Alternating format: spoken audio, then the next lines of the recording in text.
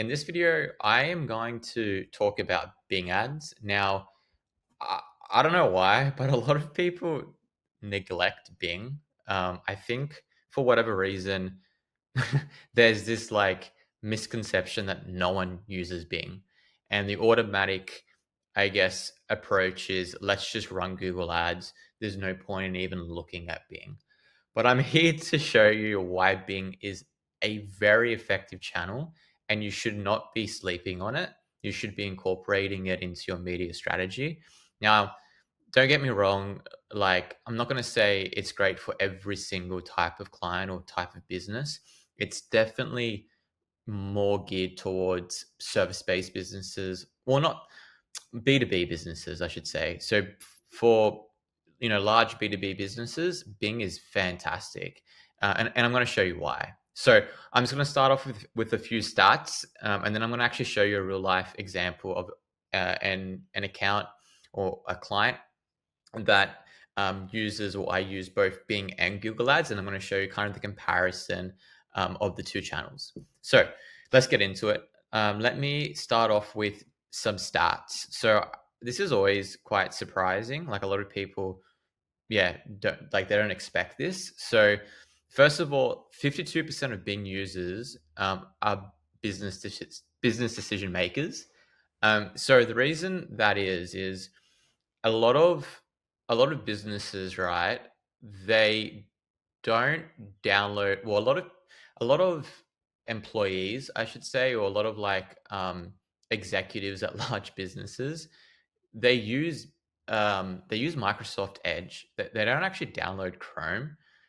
Surprisingly, like, of course, you probably think everyone does, like I do. But no, a lot of people don't. They don't even think about it. Since it's their work computer, they just stay with the default browser.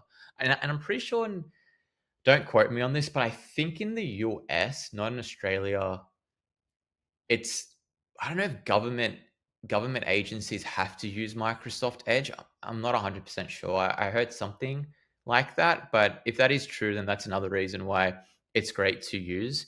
But either way, there's like a large proportion of users on Bing are business decision makers, and it's for that reason. The other one is the largest demographic is the older demographic. I say older demographic, but 45 to 54 isn't that old. But that aligns with kind of that business decision making demographic as well, right? It's the older demographic. They're on Bing. And yeah, because of that, most of them are decision makers. The other one is as well, Bing holds a 12% share of global desktops. So I think it's one of the largest market shares for sure when it comes to actually desktop users. Again, aligned with the business executives using Bing in the office, and obviously they're on their computer. A lot of people don't really navigate to Bing on their phone, right? It's who does that, right? Not a lot of people. And the last one is, supposedly 34% of Bing users hold a university degree. Again, it aligns with that business, um, yeah, that business kind of demographic. These stats are from, I believe, Google. What was it the report? Being, I can't remember the exact report. I'll put it in the description just because it's not the top of my head. But these are legitimate stats. I promise you, I'm not just making them up. So yeah, I'll link it in the description if you actually want to have a look, and you can incorporate stats in your pitches or strategy decks or whatever. So that's that. Now, the second thing I actually want to quickly mention as well is, I don't think a lot of people know this. Well, I think people definitely do know this, but they don't realize um, how data is incorporated. So Microsoft owns LinkedIn as well, right? So Bing and LinkedIn are both owned by Microsoft. Since both of them are owned by Microsoft, the Bing network, or Bing, you can actually tap into the LinkedIn audience network. And it's so powerful. The example that I'm going to share with you actually, it taps into that audience. So when it comes to performance max campaigns on Bing, when you're creating your audiences, you can actually leverage, as I said, LinkedIn audiences. So you can target people based off their LinkedIn profiles. So like executives, you can target by job title, sorry, or job function, just like you can on LinkedIn. Business size, pretty much all of the targeting capabilities you can use or leverage on LinkedIn is available on Bing. And they since yeah, basically, I don't know, Bing basically looks at the user's profile, and you can associate that with Bing, right? I'm not entirely sure how, but I know it definitely looks at it.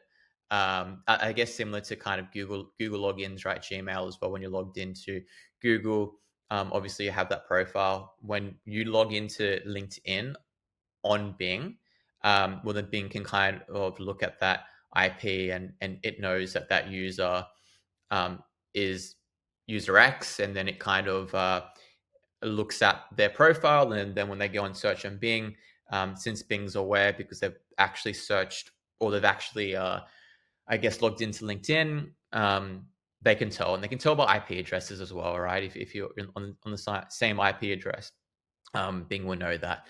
Anyway, the point is it's incredibly powerful, right? And like you should definitely leverage it. So let me get into it now. So I'm going to start off with Google, all right? And the reason why I want to start off with Google is I want to show you the comparison when we look at CPCs and CPAs. So first of all, this is last month's performance. You can see that the where is it? The cost per click is $2 and 22 cents, right? So it's actually pretty good. $2.22 for Google. Now, if you look at, for example, right, so let's break that down as well. So if you just look at search, okay, so search is $2.60, and then Performance Max is definitely cheaper. Performance Max is CPC. I got 174. All right, and then when you look at conversion rates as well, Performance Max, not conversion rates, CPLs, $47. And then if we go and navigate to search, it is 55, right? And you got a combined CPL $55. Okay, so let's look at that. So CPCs and cost per conversions.